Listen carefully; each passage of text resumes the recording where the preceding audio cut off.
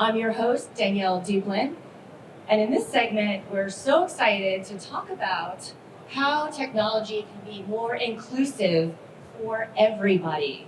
So, it's great that we're building all this tech, but only if people can use it. Now, I know that sounds rather simple, but it's anything but.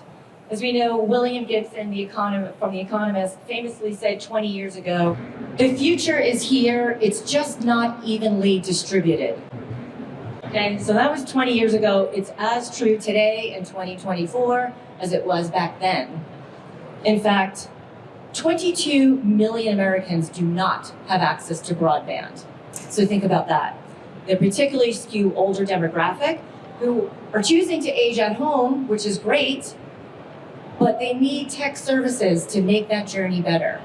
So I'm so excited to have a conversation with folks here who are actually out there making it happen. So welcome, and please join me in welcoming our speakers, Tom Kamber, Steve Ewell, and Jeff Rose. So Tom, yes, absolutely.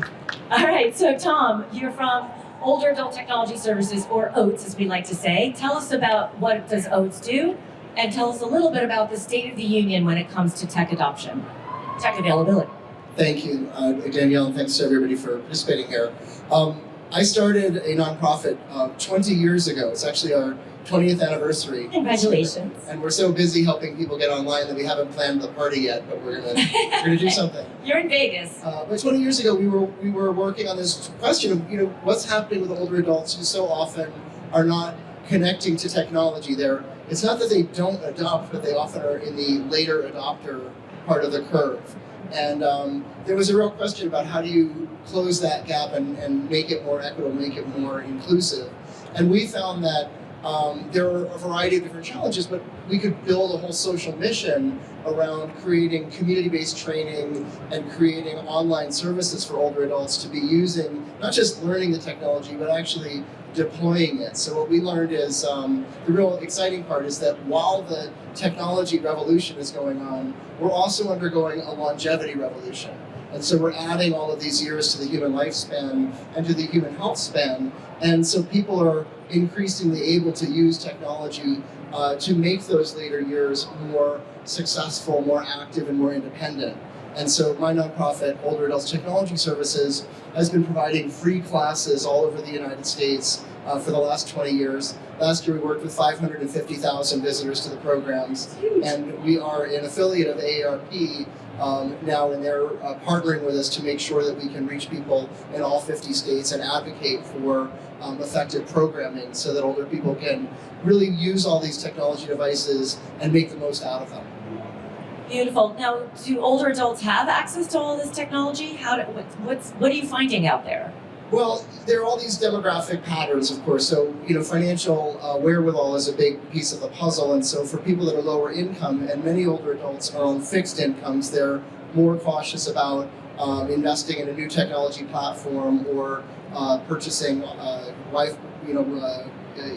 internet at home if they're not sure what the value proposition is. So a lot of older people are still just using a smartphone as their only connectivity, but they are using the technology. The access is increasingly available. What we're finding is we have to close the gap on the income side, and Jeff is going to talk about that, so I'm not going to steal his thunder, but we're making a lot of progress recently in helping to make it more accessible. And then the technology itself is no longer something that you need an engineering degree to be able to operate. So a lot of people are finding that these new intuitive interfaces and many of the devices which are more natural user patterns like headphones and key fobs and things like that are becoming more successful sort of entryways for people to use the technology.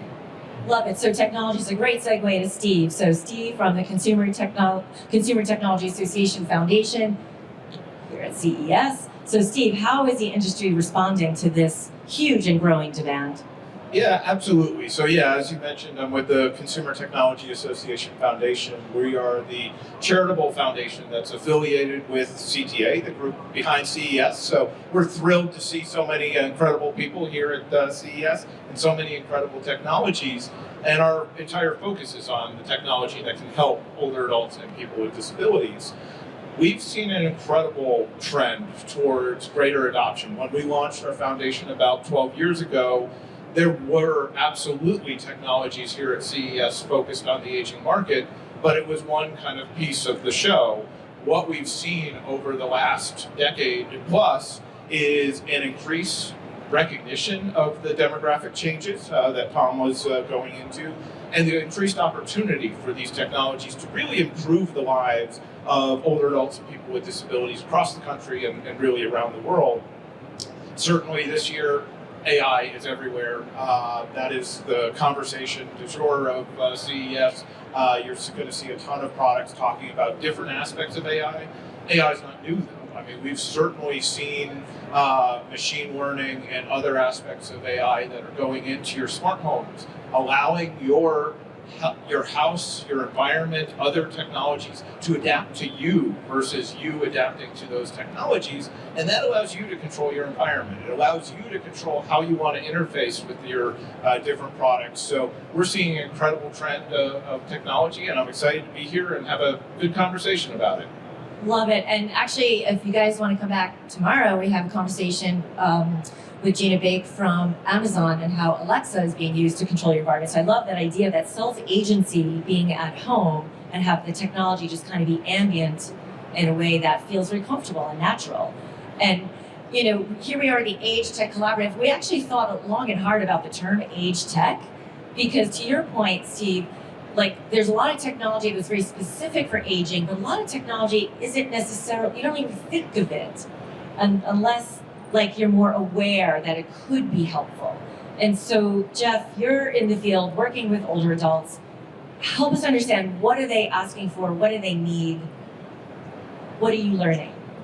Yeah, absolutely. And the work that we do at OATS with Tom and the whole team at OATS really focuses on bringing older adults the skills that they need to prepare themselves to use the technology that's featured here at CES and especially here at the AgeTech Pavilion. And we're really fortunate here in America. There's been some wonderful legislation passed to allocate billions of dollars in digital skills training for a variety of populations in the United States, but especially for older adults around the country here in the United States.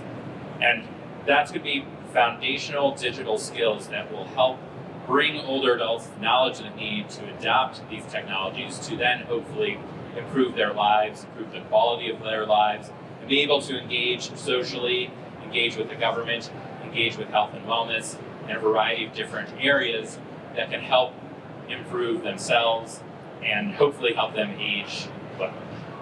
So, Jeff, and really for everybody, are older adults saying, hey, I need technology, or are they asking for something else? Like if we're all, I mean, we can go across here at the Venetian and at the convention center, and there's lots of technology, but how do we tie that to outcomes? I can jump on that one real quick. There's two things here. One is we almost never have somebody say, I want to use technology just for the purposes of the technology. So there are two main reasons people come in the door. Number one is social connection. The first thing, people are often coming in and saying, my challenge right now is I want to be able to figure out how to, send a photograph to my son who lives across the country.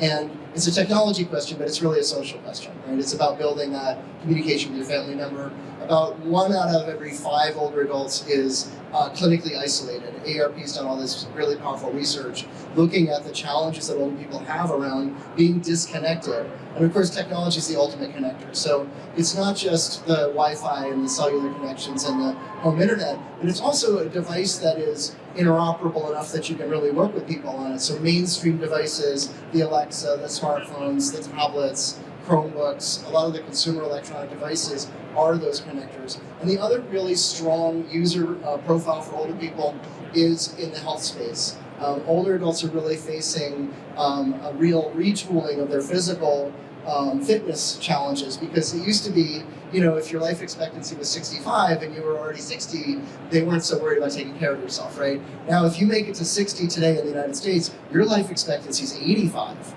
And so you need to be up and active and moving and getting your steps in. And so we're finding that there's a real demand for the tech that's related to some of it is straight up fitness, the exercising at the gym or the workouts, but a lot of it is just being less sedentary. It's walking, it's being more active, it's being able to connect to things that get you out of the house and make you really work your heart rate a little bit and the activation there. And that's become a real, the ultimate app demand that we're getting from people. And I think whenever you're looking at this population, it's recognizing it's an incredibly diverse population when you're talking about older adults. We certainly see in some of our research, older adults tend to be later adopters of technology, but not always. I mean, I remember when we were first starting the foundation, I was at a senior community meeting with some of the participants or people who lived there, and a centenarian came up to me and said, just remember, I built all the technology today's technology is based off of, and he was out there buying whatever the latest new gadget is. So there are people who are early adopters at all ages, but it's really looking at what is that value proposition. Why do I want that new piece of technology? And that's where certainly looking at programs like OATS that we've been able to work with to create that type of education. We also have a great group looking out at the audience. We do a lot of work with grant makers in aging, and we have a whole collection of different foundations here that are touring CES. They work with their communities on a wide variety of issues, but helping older adults know about the types of technologies we're seeing here at CES are going to allow a whole lot of different services and activities to happen that might not otherwise get out there. Yeah, and just building on that value proposition, I do think one of the things that's really important to older adults is using technology, using it safely. It's a big thing that comes up. There's a lot of talk, obviously, about cybersecurity, but when I'm committing to engage with my health using technology, I want to make sure that my health information is staying safe. So having that trust in that technology is really important to older adults to be able to bridge that gap and take advantage of those resources. So that's definitely one of the big things that comes up in that conversation. So I was in financial services for 26 years at Fidelity Investments, and we did all this research that older adults are what we called cautious clickers. Cautious clickers, okay? So lots of folks, you can get an app and just click around until you get to, what you need to do. But older adults would actually read all of the instructions before clicking. Or, would want to make sure, to your point about safety, like, am I going to click the wrong thing? So we talked about design and attaching it to outcomes as being crucial. Training is crucial. Understanding how to use the technology is crucial. So talk to us a little bit about what activities you're seeing in the training aspect. How do people learn? How do the older adults prefer to get their information and learn how to be onboarded to some of this new tech? So I think from my perspective, and Steve kind of alluded to this before, that there's a variety of different older adults in population. So the same training method for one older adult might not be the same for another. And a lot of it depends on oftentimes where that person lives. So whether you live in a rural area or you live in a dense urban area, you might have resources available to you. And that's one of the things that I think we excel at OATS with our senior plan programming, is that we have this ability to design systems and educational approaches and training approaches that meet the different needs of the older adults as it exists. So I think there's great opportunity to continue that work, understanding that people learn different, but I think there's the training component, but I also think there's the design component that can help assist in that training component, and maybe the two of you can speak more a little bit about that. Yeah, one thing going back, my prior life where I used to work in cybersecurity, I wish there were a whole lot of other people who were cautious clickers, because sometimes, you're always trying to be like, really, please don't click that button there. But yeah, going to the question, we've been thrilled to support OATS over the years as they've grown from their center in New York to being across the country and really being able to franchise out in a variety of different ways. But one of the first things I learned from Tom was, it wasn't hire the former IT person to come in and teach technology. It was hire the former social worker or teacher who could come in and teach the technology. So I think there's a lot to be said not just on the students, but also on how the lessons are being presented and how they're being taught. And I can tell you one place they're not learning, and it's from their kids. If anybody here has tried to teach your parents how to use their iPhone, it usually doesn't go very well. And I can tell you, we've taught millions of older adults to use technology since I started OATS, but I could not teach my own parents. They refused to learn from me. So what we've needed to do is create more of a kind of no wrong door approach to this, where if you go to a local senior center, that they're empowered to deliver some support in a meaningful way. We work with a lot of libraries at OATS, and librarians are almost tech support staff now in a lot of their communities. And older people are coming in saying, I got this device and it was a holiday present and I don't even know what it is, and they'll take it out of the shrink wrapping. And in their libraries or the local senior center or their housing organization, there's a kind of impromptu teach-in that takes place. So what we've been doing at OATS is we have a program to license our curriculum for free, which actually was a CTA project originally. And we have 380 partner sites in over 30 states that are using those training curricula right on the ground, helping people learn. I will say, if you're a beginner with a lot of these technologies, they talk about being a digital immigrant for older adults because they weren't born in a world that all of this was commonplace. And so as we're learning it, I say it's a little bit like a language. You're not going to learn it overnight. It's not something you read the manual and then it's all done. It's more of setting up a process that may take weeks or months before you become really comfortable with something that's new. And at OATS, we make all of our programs free of charge to older adults. So since we don't charge for the classes, it reduces the financial stress so that people can take the class, and if they feel like they want to take it again, they'll take it twice. And it feels like they really can go at their own pace. So you're making me laugh because there's a t-shirt that moms wear sometimes. It's, hey, listen, kid, don't get mad at me when I ask you to teach me how to use Facebook. I taught you how to use a fork. So, as much as we want to, have these intergenerational experiences, I'd love for you to talk to us about the power of community that you're building, because yes, older adults would go to, Senior Plan at OATS to learn the technology, but really they're learning with other friends and peers and folks. So tell us about the power of community to lift everyone up and actually lead to more digital equity. I want to make a quick plug here for 1 second, which is about community, but it's a little bit broader. When I started OATS, we were reaching out and asking if we could get foundations to fund projects to help older adults work together in their community centers. And it turns out that only about 5% of foundations in America, foundation dollars, are actually used to support older adults. So seniors are more than 15% about 15% of the population, but only about 1/3 of that in terms of philanthropic resources. A lot of foundations just don't focus as much on older people. And so we were really disappointed at the outset, and then we were looking for places that were interested in this. And CTA Foundation is one of the only foundations in the whole country that got out in front of this. When they did their strategic plan a bunch of years ago, they decided that aging and tech was going to be their focus along with disabilities. And so that inclusive technology became a real focal point for theirs. And I just want to, we sort of mentioned it that Steve is working on this, but I want to just give context.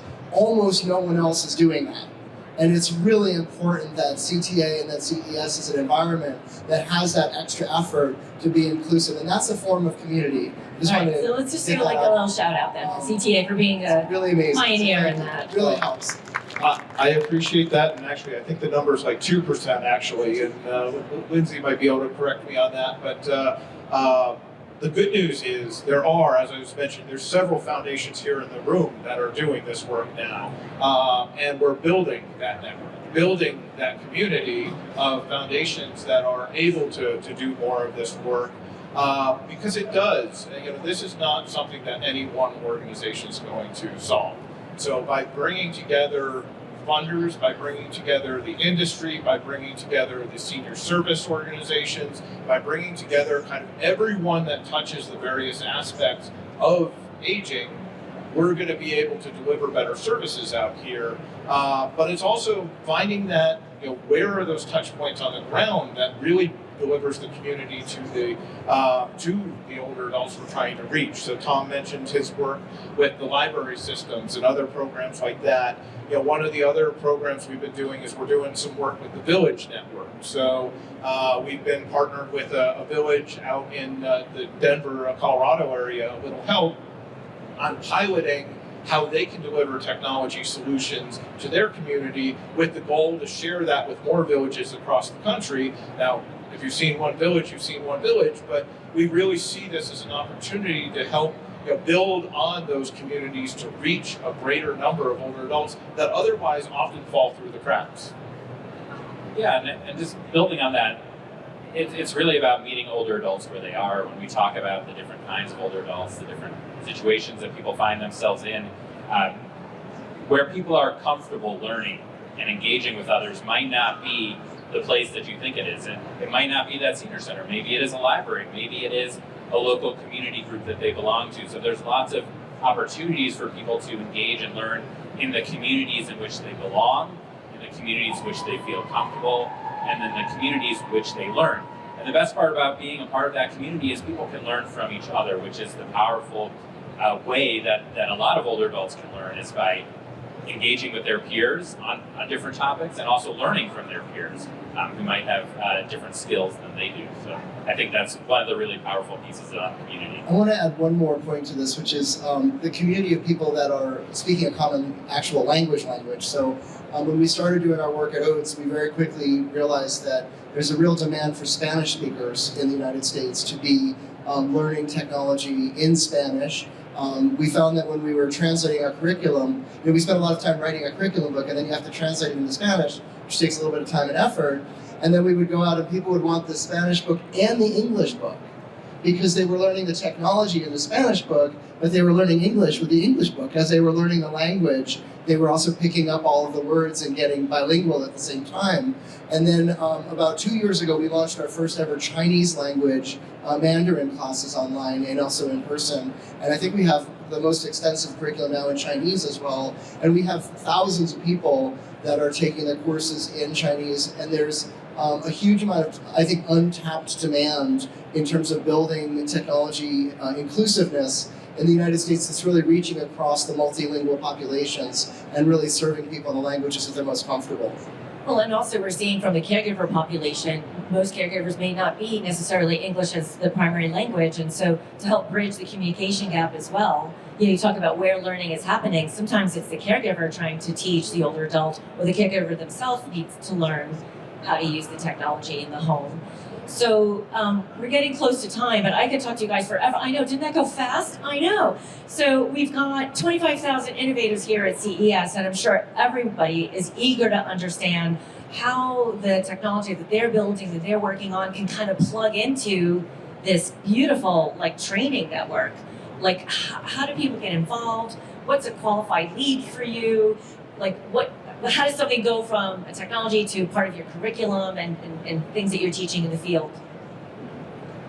Yeah, I think from my perspective, there's a lot of older adults here who still don't have the basic digital skills to adopt basic technologies. And there are older adults who have the skills, but still haven't found the technology that's going to personally benefit them. So I guess my answer to that question is really encouraging older adults in your life or in your communities where they may exist to have that adoption, to learn, to explore, and really use that personal benefit, how it's going to impact their lives as the selling point for the adoption of technology.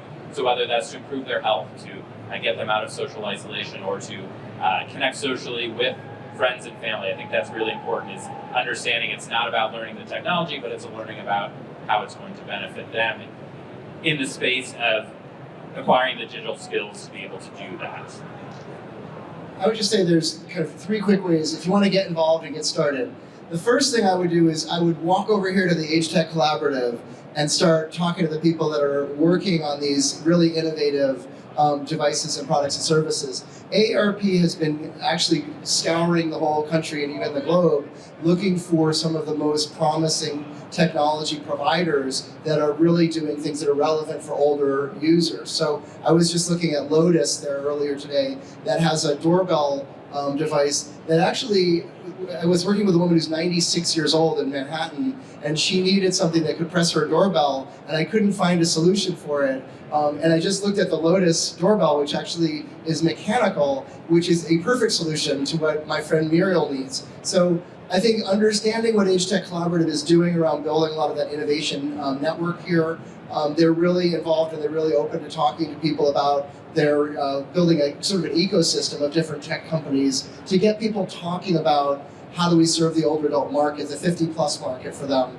And it's really great innovative stuff here. So this is they've only been doing this for a couple of years now. It's a huge opportunity. Secondly, all of the OATS programs are free for end users, and they're all available on seniorplanet.org. So many people have heard of Senior Planet. It's our digital community for older adults. If you go on your computer or your phone, you just type seniorplanet.org. You can take Zoom classes right today or tomorrow. They're all free to users. You don't require registration, and you can participate and just see what people like. It's in English and Spanish and Chinese. And the last part is, if you want a site in your community to be licensed as a licensed partner, we can also hook you up with that, and that's also free for them. So if you have a library, you have a housing organization, or a multi-service group in your area that serves older adults and wants to be supported, you can talk to us afterwards or go to seniorplanet.org/licensing, and we can get them signed up. So we're really looking to grow that to all 50 states this year.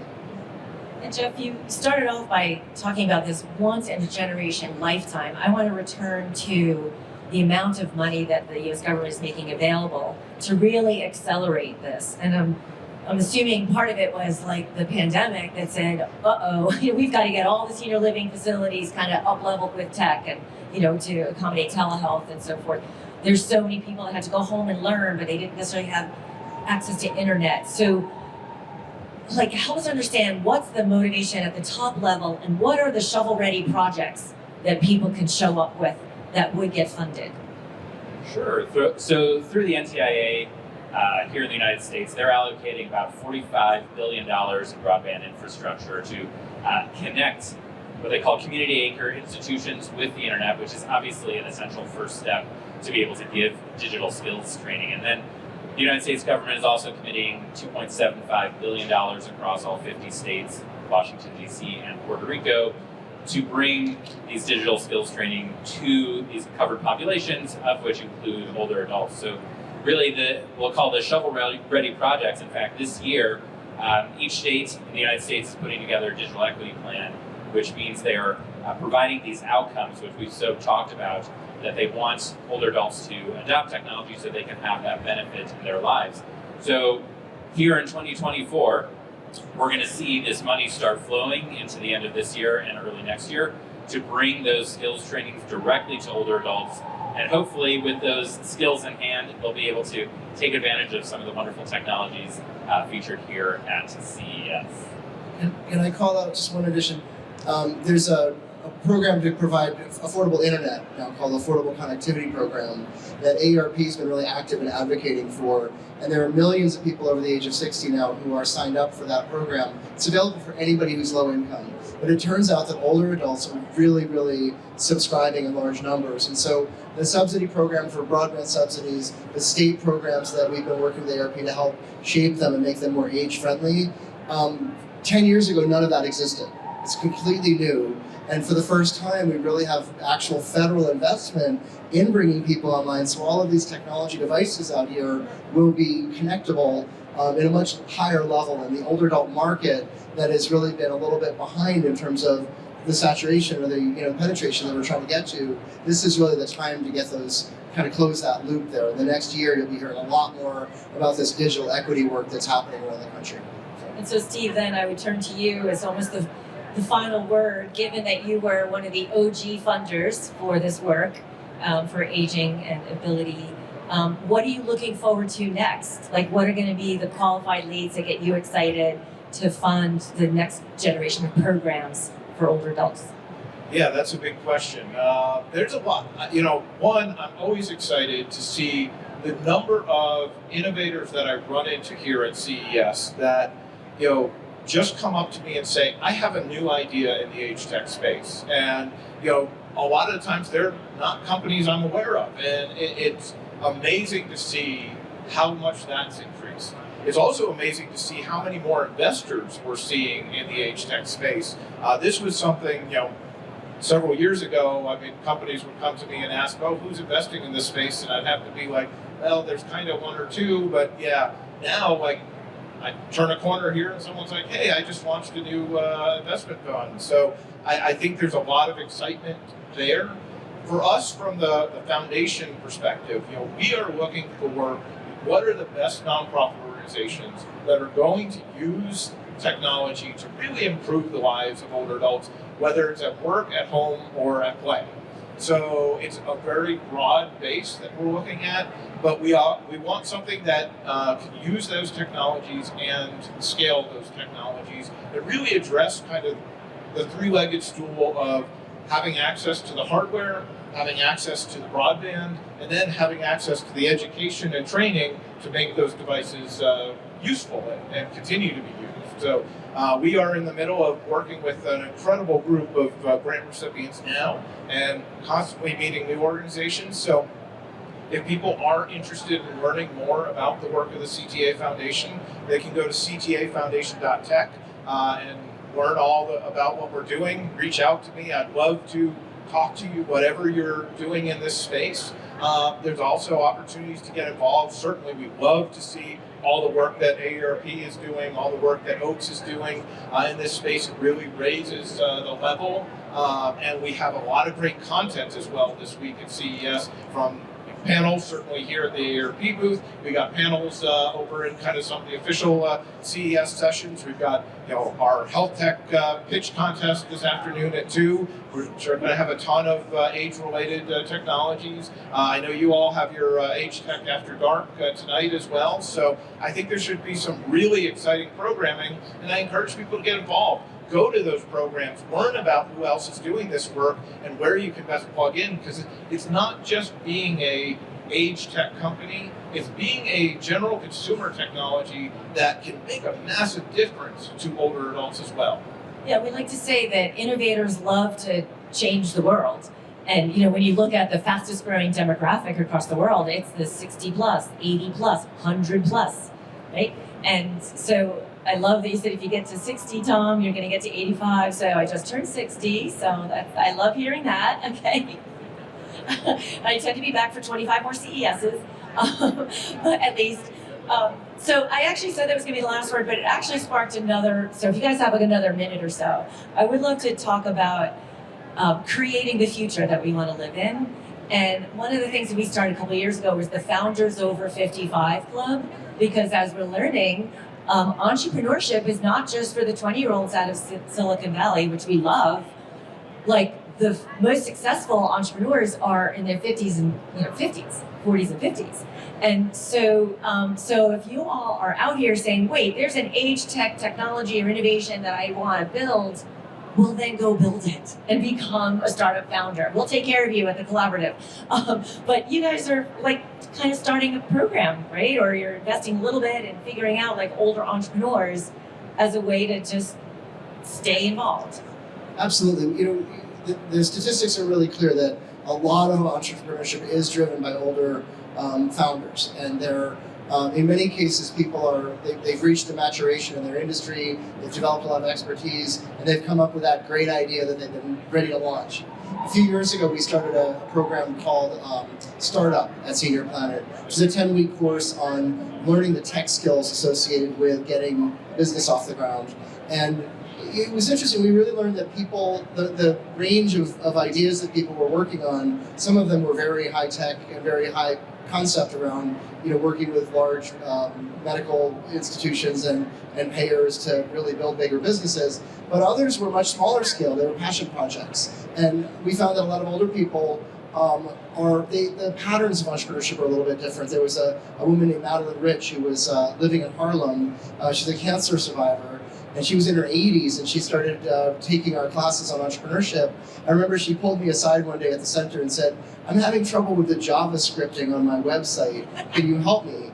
And I was like, I don't know how to do JavaScripting. And we had to get one of the tech people to come over and work with her.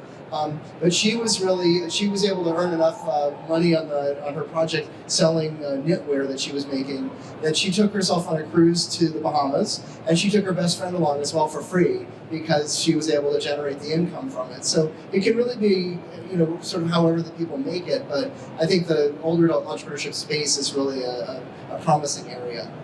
Yeah, and it actually checks all the boxes that we talk about with healthy aging, which is staying in a growth mindset, right? Which is staying connected to community. And third is doing something that matters to you. We call it your purpose, your passion, but it could just really be something that matters, something you want to fix in the world or something that you want to see in the world. So thank you all really for the passion that you bring to training and to the funding, which is the fuel that makes it all work, and to getting out in the field and really meeting one-on-one with the older population and actually informing us what the trends are so we can all plug into this huge initiative. So thank you, Tom, Steve, and Jeff. And thanks to all of you for doing this work as well. And we look forward to seeing you back at other sessions here at CES.